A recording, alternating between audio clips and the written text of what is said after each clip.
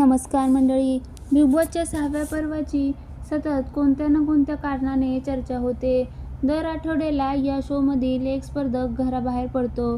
नुकतीच रुचिता जमदार घराबाहेर पडली. अगदी पहिल्या दिवसापासून रुचिताने बिग बॉसच्या घरात वेगळं स्थान निर्माण केलं होतं. विशालबरोबरची तिची मैत्री चर्चेचा विषय ठरली. अनेकदा तिने वापरलेल्या शब्दावरून ऐकून घ्यावे लागले. इतर स्पर्धकांबरोबर तिच्या भांडणांनी लक्ष वेधून घेतले.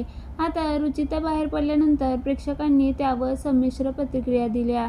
आता रुचिता घराबाहेर पडल्यानंतर तिच्या जवळच्या एका व्यक्तीने तिच्यासाठी एक खास पोस्ट लिहिली आहे. रुचिताच्या भावाने या पोस्टमध्ये लिहिले, तुला असं घट्ट मिठीत धरताना आज मनावर एक खूप मोठं ओझं उतरल्यासारखं वाटतंय. तू त्या घराबाहेर आली आणि तुला असं उचलून घेतलं तेव्हा मला जाणवलं की जगासाठी तू एखादी कंटेस्टंट असतील, पण माझ्यासाठी तू आजही ती छोटी रुचिता आहेस, जी लहानपणी गोष्टी सांगायची, नाचायची, गावातल्या मातीत खेळायची, रमायची, दरवर्षी वर्गात पहिली यायची.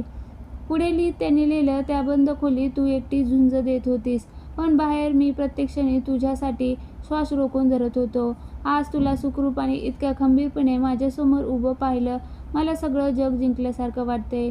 आज सोशल मीडिया बघताना लोकांचं तुझ्यावर ते भरभरून प्रेम पाहून डोळे भरून येतात. तू फक्त एक स्पर्धक म्हणून तिथे गेली नव्हतीस, तर तू त्या शोची एक ओळख बनून बाहेर आलीस. अनेक जण येतात आणि जातात, पण काही लोक आपला ठसा उमटून जातात.